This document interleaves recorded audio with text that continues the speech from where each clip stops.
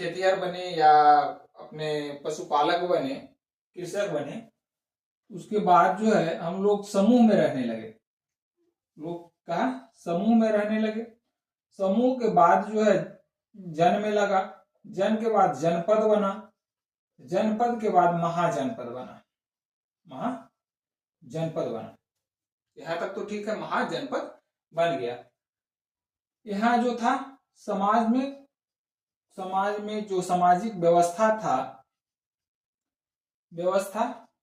इसका कोई स्वरूप नहीं था। जन और जनपद आते आते सामाजिक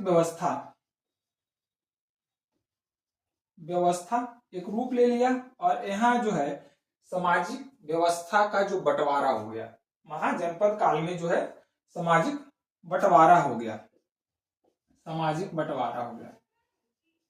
सामाजिक बंटवारा अगर बात करें जहां से इतिहास की जानकारी मिलती है, तो वैदिक काल में, ऋग वैदिक काल या वैदिक काल कह सकते हैं, वैदिक काल तक, वैदिक काल में जो है समाज का बंटवारा, सामाजिक बंटवारा जो था, सामाजिक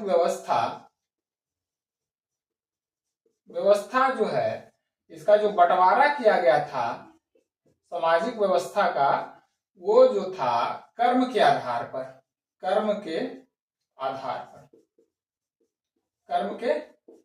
पर यह व्यवस्था आधारित था। कर्म के आधार पर क्या था? 4 व्यवस्था था। ब्राह्मण, दूसरा क्षत्रिय, वैश्य और शूद्र।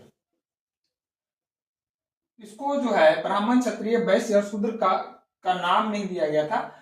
ये जो है जो पूजा पाठ करवाते थे, पूजा पाठ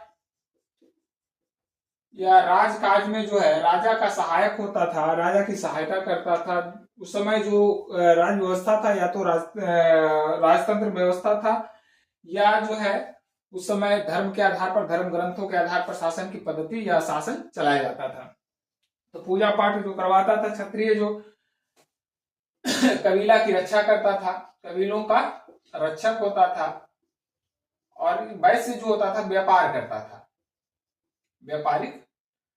व्यापार करता था, और शूद्र जो था वह लोगों की सेवा करता था। लोगों की सेवा कैसे? कृषक हो गया, मजदूर हो